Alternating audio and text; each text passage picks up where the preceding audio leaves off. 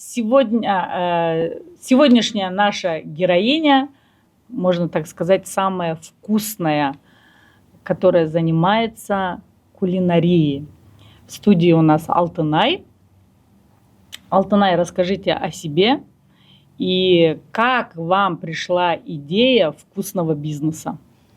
Всем здравствуйте, спасибо за приглашение. Как пришла вкусная идея?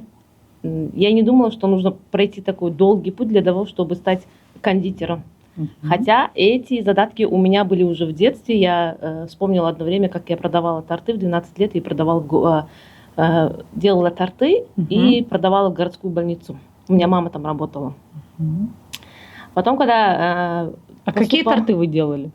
Бисквитные. Бисквитные с белковым кремом тогда было. Это самое вкусное. Это ностальгия, да, по СССР? Да. Я помню, когда решила поступать на журналистику, папа тогда говорил: зачем тебе журналистика? Елактап не істейсің, одан қайта сен тамаққа түс. И я поступила на технологический. Технология пищевой промышленности. Наш КИАП. Но у меня тогда действительно не было никакого интереса вообще ни к кулинарии, ни к чему. Я хотела вот стать журналистом. После того, как я закончила, кстати, я не закончила это, вышла замуж, и я приостановила это обучение на 4 курсе. Потом в итоге поступила на историка-экономиста. Позже по профессии не получилось работать. Я работала в детском саду, где-то там, потом работала продавцом в торговом доме. Позже мы открыли свой бутик посуды. Я там продавала посуду, и мне это дело очень нравилось. Я еще думала, что это у меня навсегда. Это любовь к посуде у меня навсегда. Я стану потом дизайнером интерьера, потом вплоть до ландшафтного дизайна я уже интересовалась обучением. И в итоге потом мы начали продавать сувениры, потом мы начали чистить подушки, чего мы только не прошли. Я сейчас вообще, оглядываясь назад, я вообще поражаюсь, как это нужно все это пройти ради того, чтобы стать кондитером. То есть путь был нелегкий, да, тернистый, да, тернистый. Но в итоге все-таки как вы пришли к кулинарии? В итоге, когда наступил карантин, я всегда говорю, карантин — это возможности. Да, возможности поставил меня у плиты.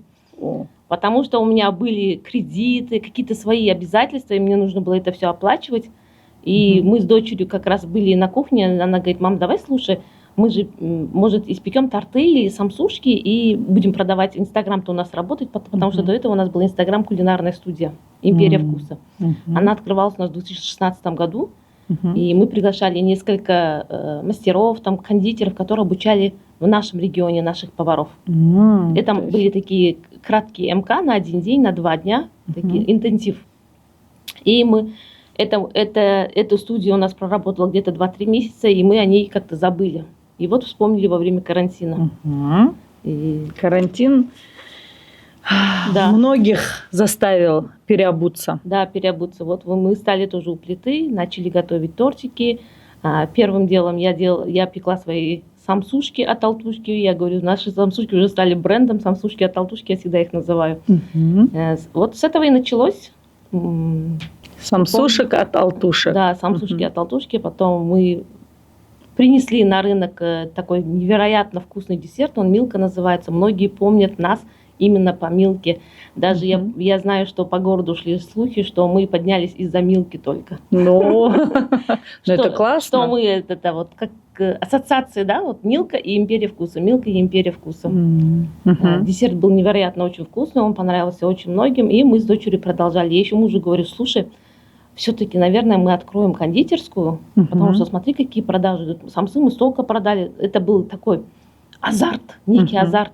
А он не понимал, зачем по 200 тенге самсушки, и еще это Милка по 2000 тенге, когда мы здесь продаем там сувениры по 20-30 тысяч тенге. То есть для него это было мелко? Да, для него это было мелко. Он вообще даже не верил в этот проект, абсолютно не верил.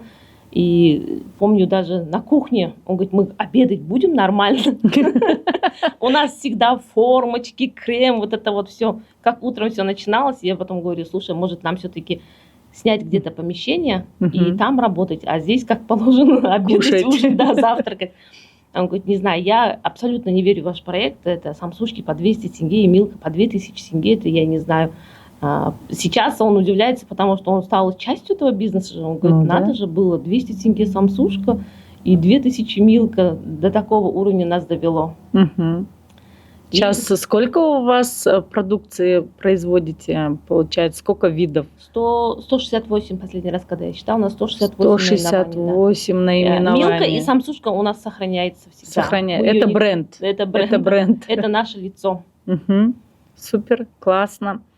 Насколько я знаю, Алтынай, у вас есть женщина-наставник, так скажем, да, которая изменила ваш взгляд на жизнь, ну, то есть на бизнес, так скажем, да. Можете об этом рассказать немножко, о том, что все-таки, когда ты достигаешь определенного уровня в бизнесе, тебе нужны или знания, или наставник. Как вы пришли вообще к наставничеству?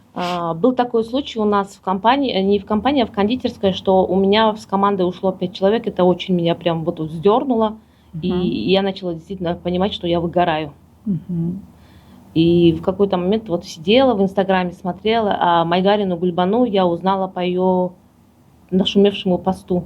Во время карантина она пост написала, и тогда я написала, что вот карантин меня тоже поставил у плиты, мы вот так-то, вот так вот, и в конце концов мы открыли кондитерскую. Она говорит, мы все в одной лодке, мы все справимся.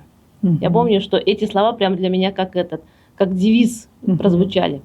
А потом, через какое-то время, мы с ней переписывались в Инстаграм, и я ей написала, слушайте, я, наверное, доросла до такого уровня, что мне действительно нужен наставник. Потому что у нас бизнес по-казахски, я это нисколько не скрываю, и мне нужен человек, который бы показал мне путь, по которому я смогла, то есть нужно пройти, чтобы не было таких шишек. И вот в тот момент она и запустила свое наставничество. Видимо, было очень много запросов, и я была в первом ее потоке. В первом потоке из Кызылорды? Да, из Кызылорды, да. В этом проекте наставничества я очень много чего получила. Моя жизнь как бы поменялась до и после, потому что на многие вещи я уже изменила свои взгляды. Даже на то, что ушли вот эти вот 5 человек, она говорит, что каждая потеря несет приобретение. И вот такими вот словами, я же говорю, вот слова иногда имеют такую силу, да, вот словом можно убить, да, словом можно спасти. Словом можно полк за собой повести. И вот ее слова действительно оказались для меня такой сильной поддержкой. И я получила довольно-таки такие хорошие знания. Вы до сих пор пользуетесь? 2 месяца наставничества, да, я до сих пор нахожусь в ее поле. В ее поле. Вот хотелось бы задать следующий вопрос. Как вы преодолеваете внутренние сомнения и страхи? Вы только что рассказали, что были во главе несколько видов и разного, да, вида бизнеса, а открывать бизнес, стоять у истоков – это всегда страхи и сомнения. Как вы преодолеваете их? Сомнения – это всегда разрушение, да? Нужно брать и делать. Нужно делать так, нужно брать и делать, и все, и не оглядываться. Есть какая-то практика, там, вдохнуть, выдохнуть, я не знаю, помолиться или еще что-то? Нужно пробовать, я всегда говорю, лучше попробовать, пожалеть, чем пожалеть, не попробовав. Классно. То же самое произошло с нашей кондитерской. Я вот мужу говорю, давай попробуем. Он долго не верил, вот, допустим, и в итоге многие не верили в этот проект, если честно говоря. Многие не верили. Да, многие не верили. Но вы доказали. Всем, в том числе и помимо того, что я доказала, я еще вовлекла всех в этот бизнес. Семейный. Он сейчас уже семейный бизнес, да? Какие планы у вас по расширению? Я слышала, вы недавно уже открыли кондитерскую в Астане. Да, мы открыли кондитерскую в городе Астане. Планы у нас в будущем упаковывать франшизу, продавать ее, потому что запросы есть уже на протяжении 3 лет. Это мои сомнения, кстати. Правильно ли я сделаю, если буду продавать франшизу, но в итоге поняла, что да, что мы готовы. Все-таки всему свое время. Да. Классно очень, Алтынай, вы еще и читаете стихи, я знаю. Не могли бы вы посвятить нашим женщинам, так как проект все-таки называется «Эффект женщины», мы сейчас хотим поддерживать друг друга за счет этого проекта. Какие стихи вы посвятили бы нашим женщинам, которые стоят, которые сомневаются, которые думают, начинать бизнес или нет? Мне нравится, относительно женщин, мне нравятся стихи нашей землячки Анар Изден. Мне очень эти стихи нравятся, они прям вот как откликаются во мне. И даже я девочкам в Women Nation, я же являюсь представителем сообщества Women Nation, которое создала Майгарина Гульбану. И я им всегда говорю, слушайте, это, по-моему, как наш девиз звучит. Давайте. Не оставляй на завтра свет зари. Оно вернется, но другого цвета. Непостоянный так устроен мир, не быть двум одинаковым рассветом. Пройдись вдоль камышовых берегов, простись с закатом, боли невозвратно. И уязвленный узами долгов, не ройся в сумках в поисках утраты. Найди разрыв между телом и душой и наполняй его свободой воли. Такой, чтоб в испытании суетой и в тишине лелеяла покоем. На берегу заиленной реки прости себе пустые ожидания. Бунтуй, борись, живи, ищи, дыши, люби во имя процветания. Замечательно. Вот замечательные стихи. Спасибо это вот наша вам. Землячка. Наша землячка Анар Изден, тоже читаю ее, восхищаюсь ее талантом, творчеством. Спасибо огромное, что вы зачитали именно ее стихи. Да. Очень приятная беседа. Вот чтобы наши зрители видели, насколько талантливые у нас женщины. Да, спасибо. У нас очень талантливые женщины, я это не скрою.